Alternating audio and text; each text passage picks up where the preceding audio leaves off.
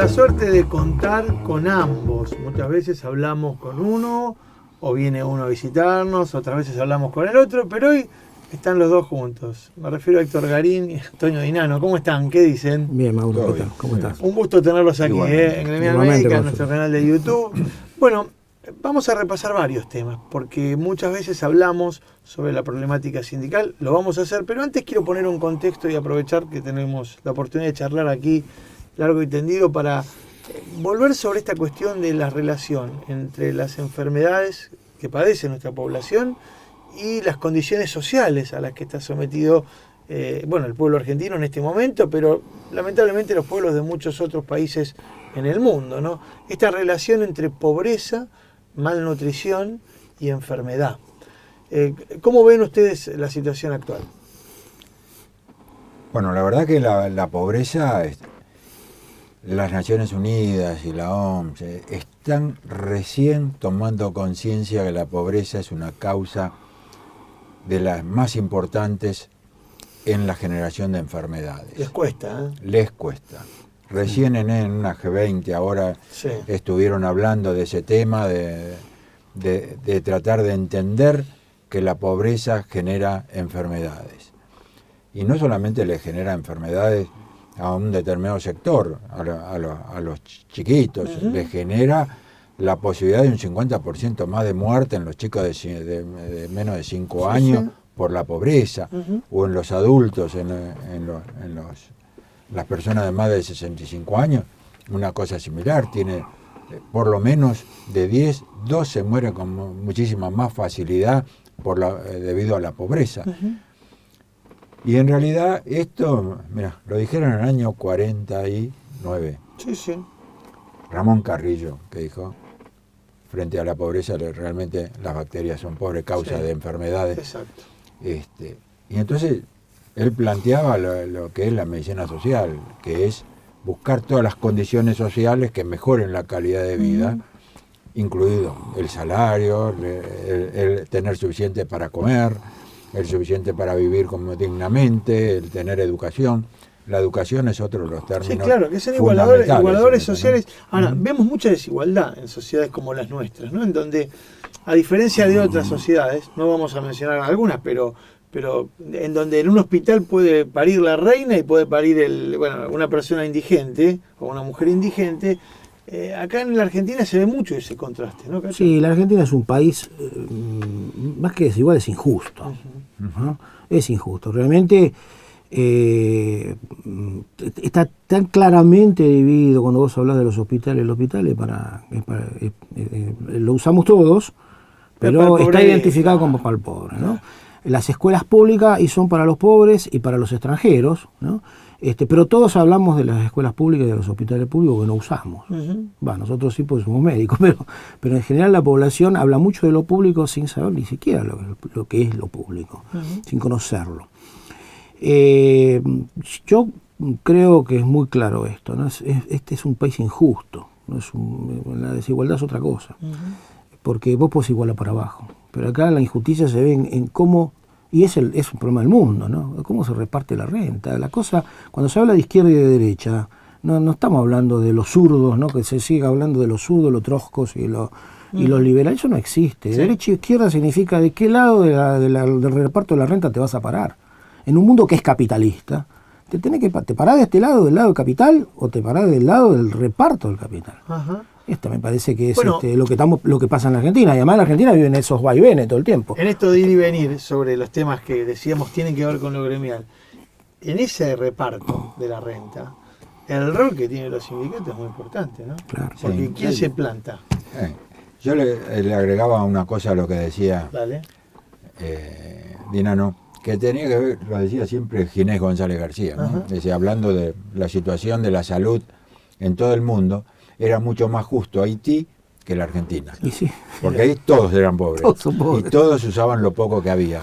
Lo mismo. Había muy poquita gente que podía acceder a otro tipo de medicina. Pero acá en la Argentina hay medicina categoría A, B, C, D, de primera, de segunda, de tercera, de cuarta. Es decir, realmente es injusto, como dice Cacho, estoy totalmente de acuerdo. Esto es así. Ahora, yendo a esto de cómo ponerle un freno y cómo dar esa disputa por la renta para que no se cometan esas injusticias. ¿Ustedes visualizan que hoy por hoy el rol del sindicalismo no solo es importante, sino que del otro lado lo detonan permanentemente y lo torpedean para tratar de debilitarlo? Sí, sí. Yo creo que el sindicalismo es importante siempre en defensa de los trabajadores, porque en realidad es la única defensa que tiene. La unidad de los trabajadores es lo que posibilita tener algún nivel de defensa. Desgraciadamente, lo dijimos en algún momento, este Ministerio de Trabajo no está dando la respuesta que debe o que debiera. Se supone que el ministro de Trabajo tiene que defender el trabajo y los trabajadores, y no defender a la parte más fuerte de esta ecuación, que son los empresarios, que tienen el dinero y lo manejan como se les dé la gana. ¿Quién necesita de la ayuda del Estado? Los trabajadores, que son la parte más débil. Y lógico. Bueno, en algún momento lo hablábamos con Cacho en alguna otra participación. Lamentablemente el Ministerio de Trabajo se ha transformado en una oficina más frecuentada por el sector empresarial que por el sector laboral, ¿no? Sí, lamentablemente es así. La ausencia del Estado es muy notable en sectores muy claramente, que en otros tiempos claramente estaban del lado del más vulnerable. El Ministerio de Trabajo es uno de ellos, ¿no? Pues el Ministerio de los Trabajadores, como lo es salud, como lo es educación. Son lugares que prácticamente se han transformado en tierra arrasada. El Ministerio de Trabajo es tierra arrasada hoy por hoy. Las dificultades burocráticas para poder llegar a conseguir cosas que son trámites sencillos, ¿no? Son interminables, ¿no? Y esto está pasando en dependencias del Estado que son las que representan la alta vulnerabilidad social. El rol de los sindicatos es como dice Héctor, claramente, ¿no? Estar del lado a quien representa, a los trabajadores, al pueblo, a la mayoría, ¿no? Al que más necesita. Corrámonos del médico que asume la responsabilidad de ser delegado o como ustedes de ser directivos, dirigentes de una organización sindical. El médico de base, el que no tiene generalmente vinculación con ninguna organización o cuando la tiene solo ante un conflicto, ¿entiende esta situación? ¿Ustedes creen que les está llegando a esta idea de que necesitan organizarse para defender su propio trabajo? Mira, yo creo que es difícil, el médico todavía no se asume como trabajador, es una prédica constante nuestra de que entienda que es un trabajador más desde el momento en que desapareció la medicina liberal, en la cual el paciente elegía al médico y que hay un tercer pagador siempre entre las obras sociales, las prepagas, las empresas de ambulancia, todos le pagan al médico, pero lo separaron del paciente. Claro. Ese es uno de los temas más graves que tiene la medicina. El alejamiento desde el médico al paciente o del paciente al médico, provocado por todo este grupo de economistas o de financiadores, todo lo que está en el medio entre el médico y el paciente, que es lo más importante de esta de la organización de la salud. Es decir, lo demás puede faltar todo, pero la relación médico-paciente es lo único que debiera existir. Y lamentablemente existen hoy algunas empresas y desgraciadamente algunos médicos que terminan hablando de hacer más honda esa separación que tiene que ver con los llamados telefónicos, la telemedicina, la medicina por teléfono. Se han vuelto locos. En lugar de humanizar la medicina, nosotros discutimos que hay que humanizarla, hay que buscar cómo se vuelve la relación médico-paciente, porque el paciente no necesita solamente una receta, necesita el apoyo, la comprensión, exactamente, del médico, pero cada vez lo hacen más difícil. Pensaba sobre esto que hablaba Héctor, en muchos casos se plantea desde los medios de comunicación, ¿no?, que la medicina es un sacerdocio y que deben entregarse al servicio y de la comunidad que los requiere. Y sí, por otro lado, discursivamente se les restringe su propio derecho a poder defender esa posición. Y habría que recordarle a la gente en general que en la Argentina los sacerdotes cobran, los obispos, cardenales, todos tienen cargo son secretarios de Estado, cobran sueldos como los secretarios de Estado, Entonces, si ellos cobran, los sacerdotes cobran, los médicos también tenemos que comer, tenemos queremos que vivir. ser secretario de Estado. Claro, y queremos ser secretario de Estado. ¿No? O sea, claro, hay una gran confusión con esto, claro. Y justamente esa imagen, ¿no? Sí. Que está claramente establecida por alguien, porque todo está pensado estratégicamente para generar en el médico mano de obra barata, la proliferación de la profesión sin ton ni son, sin un Estado que organice, ¿no? Los servicios, bueno, es la realidad que tenemos. Entonces, y seguir con esta idea del sacerdocio, lamentablemente es un discurso que penetra mucho en el inconsciente de los médicos. Salud pública y gratuita. Y gratuita. Que es una mentira. Porque no la sale, alguien la paga.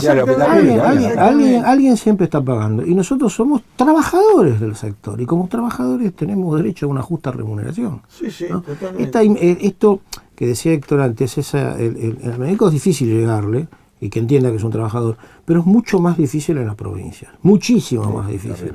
Sí, entre el miedo que hay porque está tan caracterizado, ¿no? Que el patrón es único y es difícil, ¿no? Y muy complicado. Y todavía esta cosa, ¿no? Y las organizaciones, Cacho, en la provincia, sí, las organizaciones que se transforman, incluidas algunas médicas, sí, exactamente, que impiden que el médico piense que puede ser un trabajador. Mucho más cerca de un concepto patronal que de un concepto absolutamente, sindical, ¿no? Absolutamente. Ese es el tema. Sí. Pero, a ver, ¿y cómo ustedes están recorriendo el país? Sí. Lo venimos contando hace 3 años. Sí. Y se ve exponencialmente cómo ha crecido el tema. ¿Cómo se resuelve esto? ¿Cómo se logra perforar esa coraza? La fórmula de ustedes no es mala, van de a poquito. Es lenta. Yo creo que no hay otra manera que no sea esta. Si no, tendríamos que ser un sindicato con otro poder, que realmente no lo tenemos. Nosotros tenemos que ser conscientes hasta dónde llegamos y qué es lo que podemos hacer. Lo peor que uno puede hacer es prometer cosas que no va a cumplir. Uh-huh. Entonces, a mí me parece que estamos haciendo lo que tenemos que hacer. Vamos llegando de a poco. Las provincias son muy complejas por esta realidad pero hay provincias donde sí tenés, con que vos plantes la idea en la cabeza de algunos. Bueno, son algunos. Uno es más que... Siempre, ¿no? Lógico. Es más que nada. Y se puede empezar a trabajar desde ahí. Y siempre con mucho optimismo, porque realmente nosotros somos cultores del optimismo, porque si no, no lo haríamos. Tienen mucho miedo, la verdad. Hay mucho temor. Mucho temor, pero además los empleadores, incluidos empleadores médicos, lo que hacen cuando un médico se preocupa por el tema sindical y ve como necesario reclamar y asumir alguna posición así de reclamo, lo dejan sin trabajo. Sí. O una de dos, o lo echan del lugar de trabajo, o si además tiene consultorio, no le mandan más pacientes que tengan que ver con la prepaga, con el círculo médico, con el colegio médico, con el que fuera, que tiene terminan dejándolo afuera. Lo dejan afuera. Tiene como una provincia casi, algunos. Es dramático. Sí, es muy dramático. Estamos contando historias que tienen nombre y apellido, las hemos contado a lo largo de estos ciclos en nuestro programa. Sí. O sea, no es una situación hipotética. Esto pasa, lamentablemente. Esto pasa. Y después te encontrás con que en algún sector empresario se quejan porque no encuentran especialistas en terapia, en intensivistas o neonatólogos, no sé, las especialidades más críticas. Y claro, no hay porque lo fueron ahuyentando ellos mismos. De la mala paga, la industria del juicio mala praxis. Es justamente esa política de todo para mí, y si me sobra algo lo reparto, que es lo que hacen no solo las empresas grandes, sino básicamente en las provincias, los médicos puestos a empresarios, que ya dejaron de ser médicos, son empresarios. Lo que termina haciendo es esta distorsión que le hace muy mal a la salud pública. Están destruyendo la salud pública y privada. Sí, toda la salud van pública. A terminar con empresas de medicina sin médicos, hospitales públicos sin médicos y los pacientes sin médicos, porque nadie se va a terminar dedicando a la salud, nadie se va a dedicar a trabajar de médico. Un diagnóstico preciso, aunque claramente preocupante, y que ojalá tomen en cuenta y tomen lectura quienes nos están mirando. Ojalá también, dentro de quienes nos estén mirando, haya algún funcionario que tenga algún nivel de responsabilidad sobre estas cuestiones que tanto Antonio Dinano como Héctor Garín están denunciando aquí en nuestro canal de YouTube de Gremial Médica. Gracias, a todos ustedes. Gracias. Continuamos en Gremial Médica.